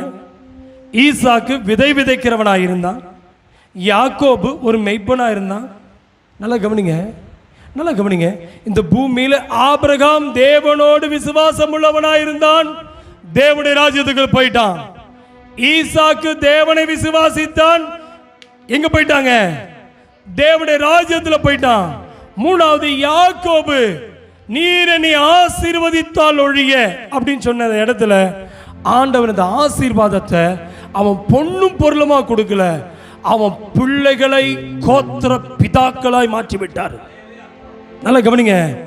யாக்கோபும் தேசத்திலே பழுகி பெருக ஆண்டவரை பூமியில நிரப்பும்படியாக யாக்கோபுடைய வாழ்க்கையை நிரப்ப காரணமே அவன் எப்போ ஆலயமாய் தன் இடத்தை மாற்றினானோ அப்பொழுது. அப்படின்னா யார் பரலோகத்தில் இருப்பாங்களா? பிரதர் சிஸ்டர், உங்க வீட்டில் ஆலயமா? உண்மையை சொல்லுங்க. இன்னைக்கு உங்க வீட்டில் டிவி இருக்கு, இன்னைக்கு உங்க வீட்டில் மொபைல் இருக்கு, உங்க வீட்டில் ஆலய பணம் இருக்கு, எல்லாமே இருக்கு. இப்ப ஆலயத்தில் இருக்கிற மாதிரி உங்க வீடு இருக்கா? பொய் சொல்லக்கூடாது. பைபிள் சொல்லுது, இவர்கள் எல்லாருமே பலிபீடத்தை கட்டினவர்கள். ஆபிரகாம் பலிபீடத்தை கட்டினான், அது தேவனுடைய நாமத்தை கொண்டு அவன் பிரதிஷ்டை பண்ணினான். ஈசாக்கு பலிபீடத்தை கட்டினான், தேவனுடைய நாமத்துக்கு அவன் பலிபீடத்தை பிரதிஷ்டை பண்ணினான். யாக்கோபு ஒரு கல்லை எடுத்து ஒரு பெத்தேல் என்று பெயரிட்டான். இன்னைக்கு நான் சொல்றேன், இந்த தீர்க்கதரிசிகள் எங்க இருப்பாங்களா? ஹலோ, நீங்க எங்க இருக்க போறீங்க? ஐயோ, சைலண்டா இருக்கீங்களே. ஒரு சொட்டு தண்ணி ஐஸ்வர்யானுடைய பசி ஆத்தல. அவனுக்கு இப்ப ஆசை வந்துருச்சு. அந்த தாக என்று சொல்லும்போது ஒரு சொட்டு தண்ணி வந்துச்சுன்னா நான் இந்த இடத்துல பிழைச்சிருவேன்னு ஒரு நம்பிக்கை. பாதாளத்தில் பிழைக்க முடியாது பிரதர் சிஸ்டர், ப்ளீஸ் கவனமா கேளுங்க. பாதாளம் என்பது முடிவு.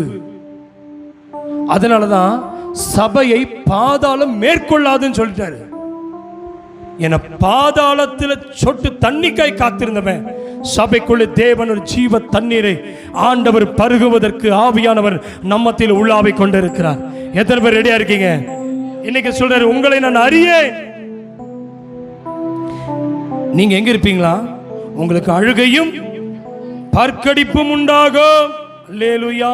29 இந்த வாசிங்களா? லூக்கா 13:29. கிழக்கிலும் மேற்கிலும் வடக்கிலும் தெற்கிலும் இருந்து. ஹலோ, நல்லா கவனிங்க. இயேசு நடமாடும் போது போஜனம் பண்ணினவர்கள் மேல போகல. இருக்கீங்களா? இடுக்கமான வாசல் என்று சொல்லி இந்த போஜனம் பண்ணினவர்கள் இயேசு கிறிஸ்துவினுடைய போதனை கேட்டவர்கள் தான். ஆனால் அவர்கள் அந்த அழுகையும் பற்கடிப்பும் உள்ளதான எங்க இடத்துல இருக்காங்க? பாதாளத்தில் இருக்காங்களா? ஆனால் தேவனுடைய ராஜ்யத்திலே கதவு அடைக்கப்பட்ட பிறகு ஒரு தேவன் ஒரு ஃபீஸ்ட் கொடுக்கிறாரா? அந்த பந்தியிலே பைபிள் சொல்லுகிறது, எங்கிருந்தாலும் வராங்களா? கிழக்கிலும் மேற்கிலும் வடக்கிலும் தெற்கிலும் இருந்து ஜனங்கள் வந்து தேவனுடைய ராஜ்யத்திலே பிரதர் ப்ளீஸ் பந்தி இருப்பார்கள். கைகளை உயர்த்தி ஆமென் சொல்லுங்க. இப்பவே உங்களுக்குள்ள ஒரு பயம் வந்துருச்சு. எத்தனை பேர் பந்திக்கு ஆயத்தமா இருக்கீங்க? ஒரு மாதிரி பாக்குறீங்க. இந்த கர்த்தருடைய பந்திக்கு ஆயத்தமா இருக்கிறவங்க எல்லாம், ரட்சிக்கப்பட்டவங்க எல்லாம் முன்பாக வாங்கணும்னு வந்துட்டீங்க. ஆனா அங்க முன்ன போக முடியாதான். கதவு அடைக்கப்பட்டவங்க உள்ள என்ட்ரியில் இருக்கவங்க தான் கிழக்கிலும் மேற்கிலும் வடக்கிலும் தெற்கில் இருக்கவங்க தான். ஒரு அல்லேலூயா சொல்லுங்களேன். ஓ ரபா கானா ஷக்கடா துடா பாபா நீ என்னடா. அங்க ஊழியக்காரன் கூப்பிட மாட்டான். அங்க ஒரு வானத்தில் ஒரு சத்தம் உண்டாகும். இவர்கள் இந்த பந்தியில் இருப்பார்கள். நான் அங்கிருப்பேன், நான் அங்கிருப்பேன். விசுவாசத்தை காத்து கொண்டவன் அங்கிருப்பான். ரட்சிக்கப்பட்டவன் அங்கிருப்பான். பரிசுத்தமாய் வாழ்ந்தவன் அங்கிருப்பான். இடுக்கமான வாசல் வழியை பிரவேசித்தவன் அங்கிருப்பான். ஹலோ, வேதனையை அனுபவித்தவன் அங்கே இருப்பான். கண்ணீர் இந்த பூமியில கண்டவன் அங்கே இருப்பான். தாகத்தை தீர்க்கப்பட்டவன் அங்கே இருப்பான். எத்தனை பேர் ரெடியா இருக்கீங்க? பிரதர் கவனிக்கிறீங்களா? அங்க உங்க ஏடிஎம் பிளாக் ஆயிரும். அங்க உங்க ஜுவல் எல்லாம் நெருப்புல எரிஞ்சிரும்.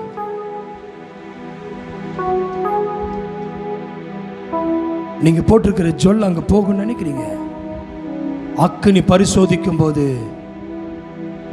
பொன், வெள்ளி, வைக்கோல், புல், வெளியேறப்பட்ட கற்கள், புல்லு எரிஞ்சிரும்.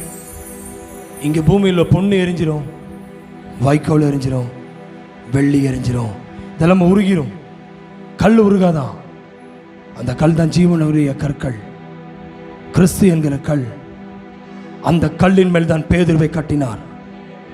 இந்த கல்லின் மேல் மோதுகிறவன் நொறுங்கி போவான். இந்த கல் எவன் மேல் விழுமவன் நசுங்கி போவான். இந்த கல் தான் மூளைக்கல். தலைக்கு கிறிஸ்துவ, மூளைக்கெல்லாம் கிறிஸ்துவை கர்த்தர் வைத்திருக்கிறார். இந்த சபைக்கு அஸ்திபாரமா வைத்திருக்கிறார். இப்ப இவ்வளவு நாள் நீங்க என்ன நினைச்சிருந்தீங்க? பேசுங்க. பந்திக்கு வந்தா எங்க போயிடலாம்? முந்தி போயிடலான்னு. பந்திக்கு வந்தா முந்தி போக முடியாதுங்கிறது இன்னைக்கு தெரிஞ்சிருச்சு. இதனால என்ன நினைச்சோம்? 3 வாரம் ஊரெல்லாம் சுத்தி மேய்ஞ்சிட்டு வருவோம். ஃபர்ஸ்ட் சண்டே உள்ள சர்ச்சுக்கு வந்தோம்னா ஆண்டவர் பாவத்தை மன்னிச்சு உள்ள ஏத்துக்குவார். பைபிள் சொல்லுது, கிழக்கிலும் மேற்கிலும் வடக்கிலும் தெற்கிலும் இருக்கிறவன் உள்ள வருவான். கதவு பூட்டிடுவானா? அல்லேலூயாவா? எத்தனை பேர் ரெடியா இருக்கீங்க? கேட்கும் போதே பயமா இருக்குது. எவ்வளவு நாள் நம்ம என்ன நினைச்சோம்? பந்தி அவட மரணத்தை தெரிவிக்குதான். பந்தி சொல்லுங்க, அலப்பே மரணத்தை தெரிவிக்குது. அடுத்து என்ன தெரிவிக்குதான்? அவட வருகையை தெரிவிக்குதான். என்ன தெரிவிக்குது? வருகையிலேயே போல. அப்ப தெளிவா இருக்குது. இடுக்கமான வாசல் வழியாய் பிரவேசிக்கிறதுக்கு எத்தனை பேர் ரெடியா இருக்கீங்க? கை வைத்து காட்டுங்க. எனக்கா கை தூக்காதீங்க. ஆண்டவங்களை பார்வை பார்க்கட்டும். ஒரு ஃபிளாஷ் அடிக்கட்டும். ஒரு குடத்தோட நின்றவளுக்கு தண்ணீரை கொடுக்கல, தாகத்தை தீர்க்க வந்தாரு. பாவத்தை மன்னிப்பது தான் தாகத்தை தீர்ப்பது. வியாதியை குணமாக்குவது மட்டுமல்ல, பாவம் மன்னிக்கப்பட்டாவே வியாதி குணமடைஞ்சிடும். நேரம் எக்ஸ்பிளைன் நிறைய இருக்கு, டைம் பத்தாது. 30ஆம் வசனம். அப்பொழுது வாசிங்க, சத்தமா வாசிங்க எல்லாம் பிரதர்ஸ் வாசிங்க. முந்தினோர் பிந்தினோர் ஆவார்கள். ஹலோ, முந்தினோர் முந்தி வந்தவங்க பிந்தி போயிடுவாங்களா? பிந்தி வந்தவங்க இப்ப நான் சொல்றேன், வாசிங்க. லூக்கா 16 16 24 வாசிங்க. அப்பொழுது அவன், தகப்பனாகிய ஆபிரகாமே, நீர் எனக்கு இறங்கி லாசரு தன் விரலின் நுனியை தண்ணீரில் தோய்த்து என் நாவை குளிர பண்ணும்படி அவனை இந்த அக்கினி ஜுவாலையில். நான் கேட்கறது, இப்ப யார அனுப்ப சொல்றாரு பிரதர்? குஷ்டரோகியாகிய லாசருக்கு வேணும், ஐஸ்வர்யனுக்கு வேணுமா?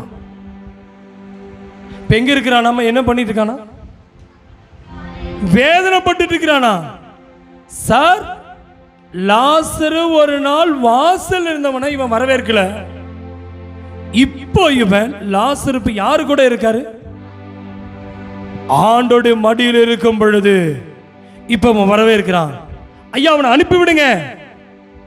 எதுக்கு அனுப்பிவிடுங்க? நான் இந்த எரிகிற நெருப்புல, சொல்லுங்க, அந்த அக்னி ஜுவாலையில வேதனைப்படுகிறேன். 25. அதற்கு ஆபிரகாம், மகனே, நீ பூமியிலே உயிரோடு இருக்கும் காலத்தில் உன் நன்மையை அனுபவிச்ச, லாசரு தீமை அனுபவிச்சான், அதை நினைத்துக்கொள். இப்பொழுது அவன், நீ வேதனைப்படுற. ஹலோ, வேதனையே வேண்டாம் இந்த பூமியில சொல்றவன் கையை வைத்து ஒரு அல்லேலூயா சொல்லுங்க. அல்லேலூயா.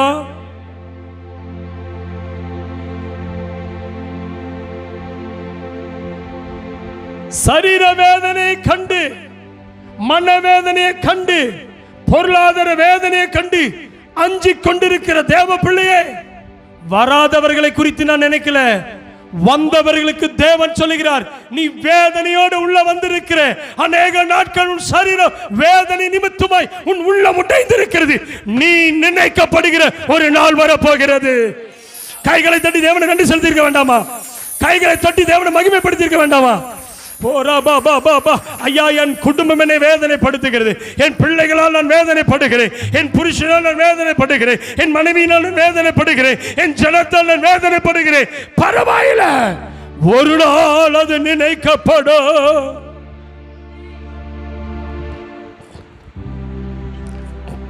தீமை வேணுங்கிறவங்க கைகளை வைத்து வழியில சொல்லுங்க.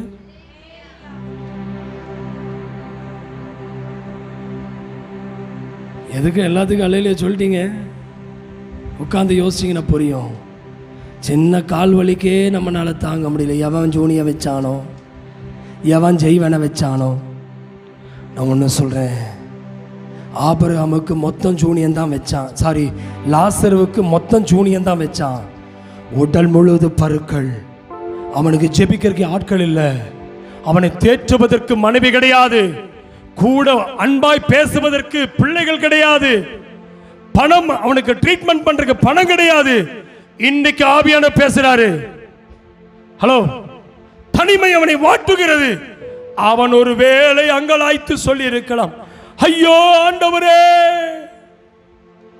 பூமி எனக்கு இந்த வலியை கொடுக்கிறது, நீர் ஏன் உமக்கு கண் இல்லையா? நம்ம அப்படிதான் ஜெபம் பண்ணுவோம். உமக்கு கண் இல்லையா? நான் கூப்பிடுகிற சத்தத்தை கேட்பது காது இல்லையா? நான் படுகிற வேதனைகள் பார்க்க கண் இல்லையா ஆண்டவரே? இவ்வளவாய் மனிதர்கள் எனக்கு மேல் கொந்தளிக்கிறார்கள். நான் நினைக்கிறேன் லாசரு அப்படி சொன்னதா பைபிள் சொல்லல.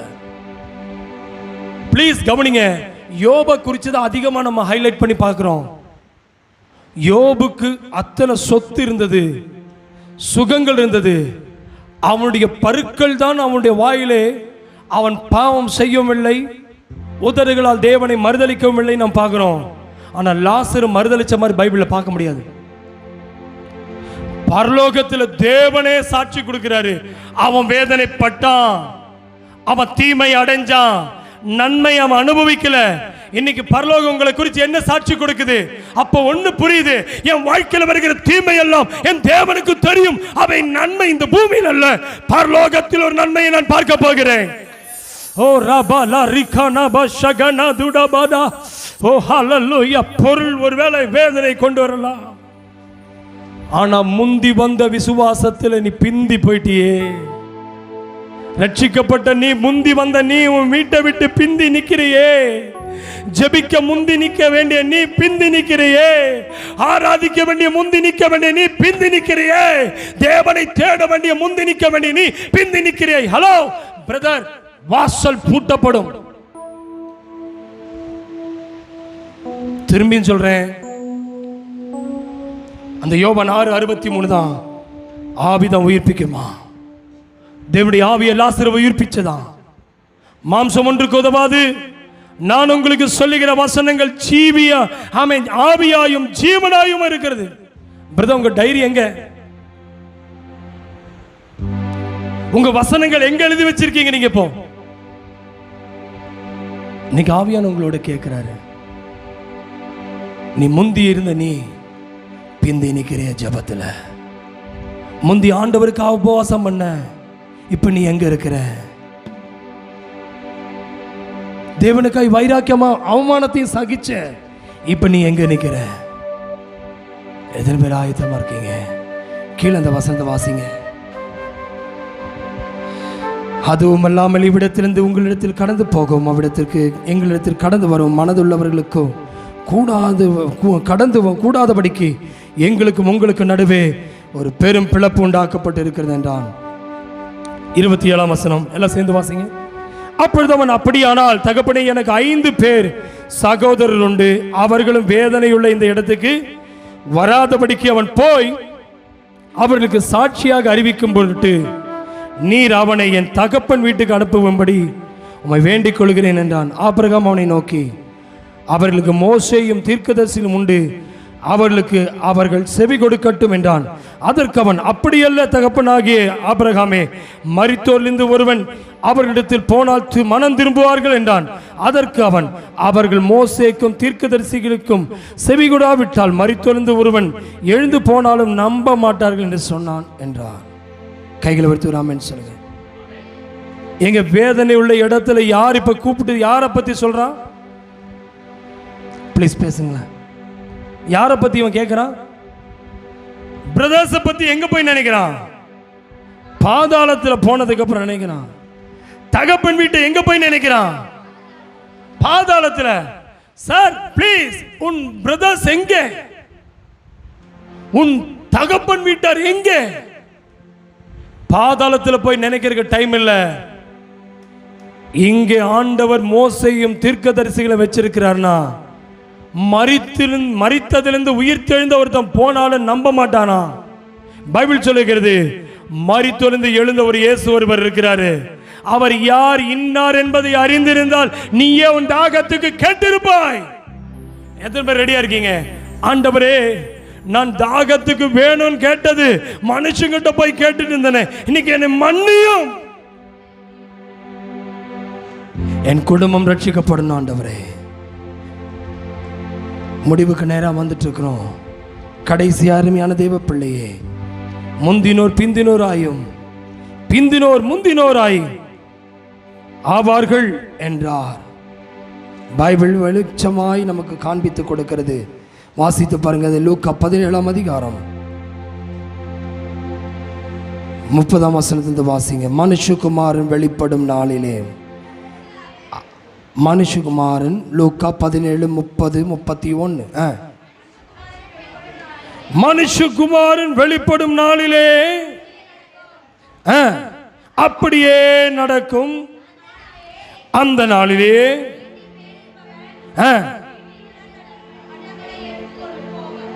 போக இருக்க கடவன். அம்மாவா இல்லையா? வீட்டில் மேலிருப்பவன் வீட்டில் உள்ள தன் பண்டங்களை எடுத்து கொண்டு போக. அப்ப ஆண்டவர் மனுஷகுமாரன் வரும்போது ஒன்று நடக்க போகிறது. எப்படி நடக்குமா? தன் பண்டக சாலையிலே பண்டகத்தை சேகரித்து வைத்தவன் மேலே ஏறவன் கீழே இறங்க வேண்டாங்கிறாரு. ப்ளீஸ் இந்த வசனத்தை நீங்க நல்லா நோட்டீஸ் பண்ணிக்கங்க. இன்னைக்கு சொல்லுங்க, ஆண்டவரே, தயவு செய்து என் வாழ்க்கையில மனுஷகுமார் வரும்போது என்னுடைய குடும்பம் இப்படி இருந்து விடக்கூடாது. கீழே அடுத்தது,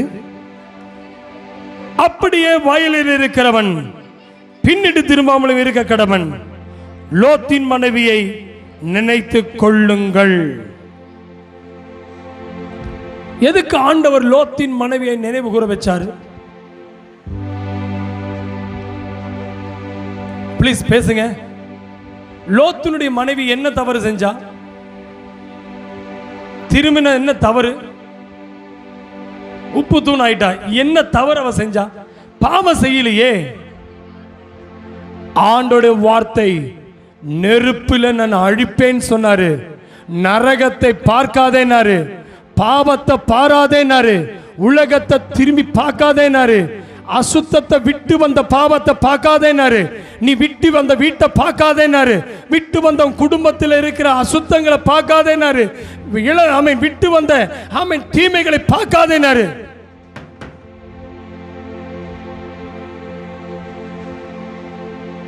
ரட்சிக்கப்பட்டது உண்மைதான், பாவ மன்னிப்பு பெற்றுக்கொண்டது உண்மைதான். தூதர்களுடைய கை லோத்துக்கும் லோத்தினுடைய மனைவியை பிடித்து கொண்டு வருவதை உண்மையாவே நாம் அறிந்திருக்கிறோம். ஆனா குறிப்பிட்ட தூரம் வந்தோடனே மனைவி விட்டு வந்த பாவத்தை அவள் திரும்பினாள். கையெடுத்து கும்பிடுறேன். பின்னாடி இருக்கிற பாவத்தை பார்க்காத, கடந்த நாட்கள் செய்த பாவத்தை நீ திரும்பி பார்க்காத, பொண்ணை பார்க்காத, பெண்ணை பார்க்காத, பொருளை பார்க்காத, விட்டு வந்த வீட்டை பார்க்காத. நான் விட்டு வந்த வீட்டுக்கு நான் திரும்பி போவேன் ஒன்னே ஒண்ணுதான் சொல்லுச்சு. எதுங்க? அசுத்தாவி ஒரு மனுஷனை விட்டு போய் திரும்பி, அப்போ ஒரு மனுஷனை விட்டு ஆண்டவர் ஒரு இடத்தை விட்டு கொண்டு வர்றாருன்னா, பாலிய சிநேகம், உன்னுடைய வாலிபத்தில் வந்த அந்த காரியங்களை இன்னைக்கு ஆண்டவனோடு பேசுறாரு. அதில் ஒரு ஜெயம் வேணும். இன்னைக்கு எத்தனை பேர் ரெடியா இருக்கீங்க? சமாரியா ஸ்திரீ குடத்தை சுமந்து வந்தபோது பாவியாய் வந்தாள். இயேசு அவருடைய தாகத்தை தீர்த்தவுடனே அநேகருடைய தாகத்தை தீர்ப்பதற்கு கூட்டிட்டு வந்து செத்ததுக்கு அப்புறம் சொல்லல, உயிரோடு இருக்கும்போதே இந்த இயேசுவை காட்டி கொடுத்தாள். ஆனால் லாசரு மரித்த பிறகுதான் ஐஸ்வர்யவான் தன் ஃபேமிலியை குறித்து நினைக்கிறான், தன் சகோதரர்கள் இருக்கிறத நினைக்கிறான். பிரதர், உங்க பிரதர்ஸ் எங்க இருக்காங்க? உங்க உடன்பிறப்புகள் எங்க இருக்காங்க? உங்கள் குடும்பம் எங்க இருக்கு? தகப்பன் வீடு பரலோகம் போயிருமா? கையெடுத்து கும்பிடுறேன். ஆண்டவர் உங்களோட பேசுறாரு.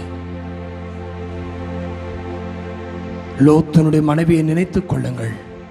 அவள் திரும்பி பார்த்தாளாம். வசனம் வாசிச்சு பாருங்க. 33. தன் ஜீவனை ரட்சிக்க வகை தேடுகிறவன் அதை இழந்து போவான், இழந்து போகிறவன் அதை உயிர்ப்பித்துக் கொள்வான். கைகளை உயர்த்தி ஆமென் சொல்லுங்க. ஆண்டவருக்காக ஜீவனை விடுவதற்கு எத்தனை பேர் ஆயத்தமா இருக்கீங்க? கைவர்த்தி காட்டுங்க பார்க்கலாம். எத்தனை பேர் கை ஆண்டவருக்கு உயிர் கொடுக்க ரெடியா இருக்கீங்க? பிரதர், உயிர் கொடுக்க ரெடியா இல்லையா? உயிர் எடுக்க கேள்வி. அப்படின்னா உயிரினும் மேலாதது எதுவுமே கிடையாது. ஒரு பிளட் பேங்க்ல போய் பாருங்க, உயிருடைய வேல்யூ தெரியும். ஒருத்தர் கவுண்டிங் குறைஞ்சிட்டு இருக்குதுன்னா பிளட் வேணும்னா அந்த நேரத்தில் அவ்வளோ துடிச்சு போயிடுவாங்க. அப்போ உயிர் போகிற நேரத்திலும் கூட அந்த ரத்தத்தில் உயிர் இருக்குது, அவனை காப்பாற்றுக்க பிளட்டை கொண்டு போய் கொடுக்குறாங்க. ஆனால் வசனத்தில் என்ன வாசிச்சோம்? ஆண்டவரே, தன் ஜீவனை ரட்சிக்க வகை தேடுகிறவன் ஆனால் அதை இழந்து போகிறவன். எத்தனை பேர் ரெடியா இருக்கீங்க? எதை இழந்து போனவன்? ப்ளீஸ் கவனிக்கிறீங்களா? என் மனைவி மேல நான் ரொம்ப உயிரா இருந்தேன், என் கணவன் மேல ரொம்ப உயிரா இருந்தேன், என் பிள்ளை மேல நான் ரொம்ப உயிரா இருந்தேன், இந்த பொருள் மேல நான் ரொம்ப உயிரா இருந்தேன், இந்த வீட்டின் மேல் நான் உயிரா இருந்தேன், இந்த மனிதன் மேல் ரொம்ப உயிரா இருந்தேன். ஆனா நான் இழந்துட்டேன். வேலை இழந்தேன், பொருளை இழந்தேன், எல்லாவற்றையும் இழந்தேன். தனிமையா நிற்கிறேன். இன்னைக்கு ஆண்டவர்களோடு பேசுறாரு. இழந்தவன். எத்தனை பேர் ரெடியா இருக்கீங்க? இழந்தவனுடைய வாழ்க்கையில ஒரு உயிர்ப்பித்தல். ஆண்டவரே, உங்களை நம்பி வந்தேன், என் வீட்டை இழந்தேன். உங்களை நம்பி வந்தேன், என் மானத்தை இழந்தேன். உங்களை நம்பி வந்தேன், என் ஜனத்தை இழந்தேன். உங்களை நம்பி வந்தேன், என் தன்மானத்தை இழந்தேன். உங்களை நம்பி வந்தேன், என் பொருளை இழந்துட்டேன். நான் இன்னைக்கு தனிமையா நிற்கிறேன். ஆனால் லோத்து மனைவி மாதிரி எல்லாத்தையும் இழந்தாலும், ஆனால் நான் திரும்பி மட்டும் பார்த்து ஏன் என்று கேள்வி கேட்க மாட்டேன். எனக்கு நம்பிக்கை இருக்கு. ஒரு பந்தியில் உட்கார போறேன். என் உயிர் பிரிந்தாலும் சரி, இந்த உயிர் இந்த சரீரத்தை விட்டு பிரிந்தாலும் என் ஆத்துமாவில் நான் உயிரடைய போகிறேன். என் ஆத்துமா உயிரடைய போகிறது. ஐயா, நான் மற்றவர்களை பார்த்து நான் உயிர் இழந்தது உண்மைதான். என் உயிரான தோழன் என்னை விட்டு போயிட்டான். உயிருக்கு உயிரா நான் நேசித்தவள் என்னை விட்டு போயிட்டான்.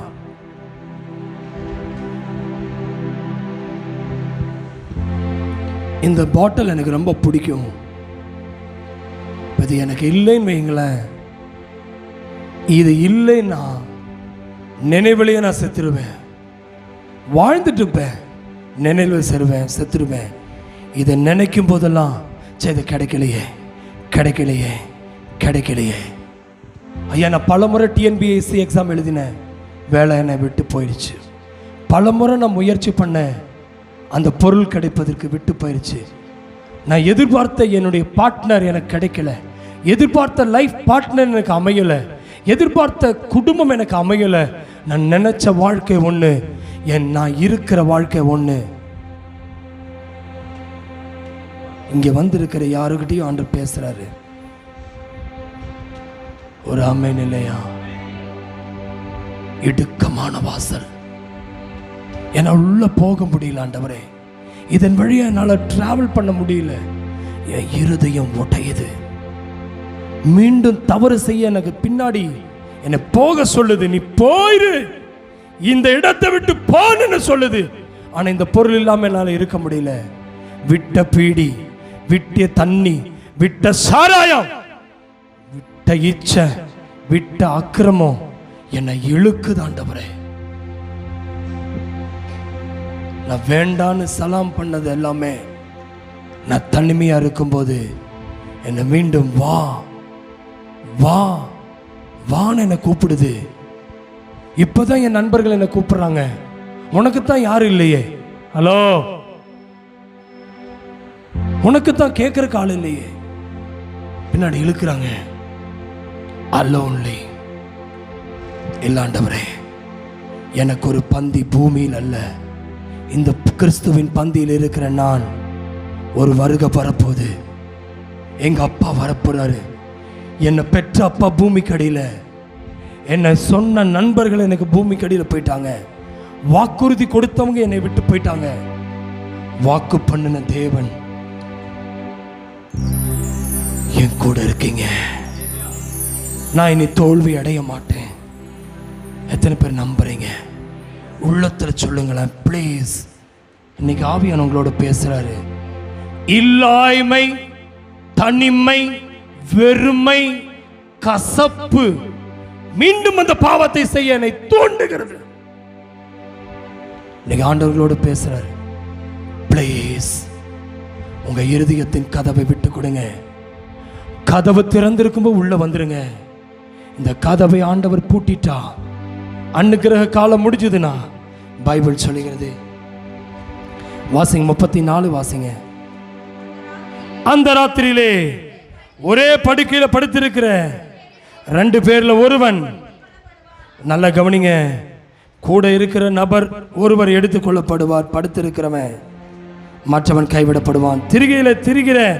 திரிக்கிற எந்திரத்தை அரைக்கிற 2 ஸ்திரீகள், ஒருவன் ஒருத்தி ஏற்றுக்கொள்ளப்படுவாள், மற்றவள் கைவிடப்படுவாள். 36 2 பேர்ல ஒருவன் ஏற்றுக்கொள்ளப்படுவான், மற்றவன் கைவிடப்படுவான் என்று சொல்லுகிறேன். 37 அவர்கள் அவருக்கு பிரதியுத்தரமாக, எங்கே ஆண்டவரே என்றார்கள்.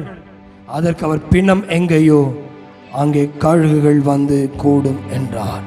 எத்தனை பேர் ஆயத்தமா இருக்கீங்க? ஆண்டவரே, பிணம் இருக்கிற இடத்தில் நான் கழுகு வந்து உட்காரக்கூடிய இடமா இராதபடி நான் உயிருள்ள இடத்துல நான் இருக்கிறேன். நல்லா கவனிங்க. கைவிடப்பட்டவன் செத்தவனாயிருப்பான், எடுத்துக்கொள்ளப்பட்டவன் உயிர்ப்பிக்கப்பட்டவன். கவனிக்கிறீங்களா? இயேசு உயிர்த்தெழுந்த போது தன் சீஷர்களுக்கு வெளிப்படுத்தினார். உயிர்ப்பிக்கப்பட்ட போது சீஷர்களை சந்தித்தார். உயிர்ப்பித்த போது பரலோகத்துக்கு ஏறி சென்றார். ஆனா செத்து போனவன், பைபிள் சொல்லுது, பிணம் எங்கேயோ. கழுகுகள் என்றால் பிசாசு அடையாளம், பிணம் என்றால் டெட் பாடி. ஒருவன் எடுத்துக்கொள்ளப்பட்டான், ஒருத்தன் கைவிடப்பட்டான். கைவிடப்பட்டவன் ஐஸ்வர்யவான், எடுத்துக்கொள்ளப்பட்டவன் லாசரு. பிணம் எங்கே? அழுகையும் பற்கடிப்பும் உள்ள பாதாளத்துல யார் இருந்தா? ஐஸ்வர்யம் இருக்கிற இடத்துல கழுகுகள் இருந்தது. ஆனா தேவன் இருந்த இடத்துல லாசரு போய் உட்கார்ந்துட்டான். பிரதர், என்ன வேணும்? இப்ப நீங்க ஜெபம் என்ன பண்ண போறீங்க? இந்த மாசத்தினுடைய டிவுக்காக ஜெபம் பண்ண போறீங்களா? இந்த மாசத்தினுடைய இஎம்ஐ கட்டுறதுக்காக ஜெபிக்க போறீங்களா? இந்த மாசத்தினுடைய தேவைகள் சந்திப்பதுக்காக ஜெபிக்க போறீங்களா? இல்ல இந்த மாசத்தை ரொட்டேட் பண்றதுக்காக ஜெபிக்க போறீங்களா? ஆண்டவரே, பிணம்னாவே உயிருள்ளவன் என்று சொல்லி செத்தவனா இருக்கிற ஒரு கூட்டத்துல தேவன் இல்ல, பிணம்தான். கழுகுதான் கூடுமா? கழுகு இருக்கிற இடத்துல வேண்டாம். எத்தனை பேர் ரெடியா இருக்கீங்க? நம்ம ஆரம்பிச்ச வசனத்துக்கு வந்துடலாமா? வாசிங்க. ரோமர் 8:2. கிறிஸ்து இயேசுவினாலே ஜீவனுடைய ஆவியின் பிரமாணம் என்னை பாவம் மரணம் என்பவைகளின் பிரமாணத்திலிருந்து விடுதலை ஆக்கிற்று. எத்தனை பேர் ரெடியா இருக்கீங்க? உங்ககிட்ட என்ன பிரமாணம் இருக்குமா? உங்க கையில வச்சுக்க பிரமாணத்துக்கு என்ன அர்த்தம்? எல்லாரும் அந்த பிரமாணத்தை தூக்கி காட்டுங்க பார்க்கலாம். ப்ளீஸ், பிரமாணம் வச்சுக்கோங்களா? கை உயர்த்தி காட்டுங்க. இந்த பிரமாணத்தை தூக்கி காட்டுங்க. இந்த ஜீவனுள்ள பிரமாணம், இது ஆவியின் பிரமாணம். இது என்ன செய்யுமா? எதுல விடுதலை ஆக்குமா? எல்லாம் கை உயர்த்தி சொல்லுங்க. பாவம். பிரதர், இந்த தூக்கி சொல்லுங்க. பாவம் மரணம் என்பவைகளின் பிரமாணத்திலிருந்து விடுதலை ஆக்கிட்டு. அப்ப இது ஒரு மனுஷன் வச்சிருந்தா விடுதலை அடைவான். இந்த ஒரு மனுஷன் வாழ்ந்திருந்தா, இதன்படி வாழ்ந்தால் விடுதலை அடைவான். இதன்படி வாழ்க்கையில ஆலயத்தில் வந்து நின்றால் அவன் விடுதலை அடைவான். இன்னைக்கு எத்தனை பேர் சொல்ல போறீங்க, ஐயா நான் எல்லாவற்றிலும் ஜெயிக்கிறவனாக என்னை ஆண்டவர் மாற்றப் போகிறார்? உன் வாழ்க்கையிலே எல்லாமே ஜெயம்தான், எல்லா இடத்திலும் விடுதலை தான். அதனால தான் தாவீது சொல்றாரு, உமது இரட்சணியத்தின் சந்தோஷத்தை திரும்பவும் எனக்கு தந்து உற்சாகமான ஆவி என்னை தாங்கும்படி செய்யும். எழுந்து நிற்போம். எத்தனை பேர் ரெடியா இருக்கீங்க? ஆண்டவர், இந்த ரட்சிப்பின் சந்தோஷத்தை எனக்கு தாங்க ஆண்டவரே, ரட்சிப்பின் சந்தோஷத்தை தாங்க ஆண்டவரே. எல்லா வாய்களை திறந்து ஜெபம் பண்ணுங்க. வாயை திறந்து ஜெபம் பண்ணுங்க. கண்களை மூடிக்கங்க. வாய்களை திறந்து ஜெபம் பண்ணுங்க. ஆண்டவரே, உற்சாகத்தின் ஆவியை தாரும்.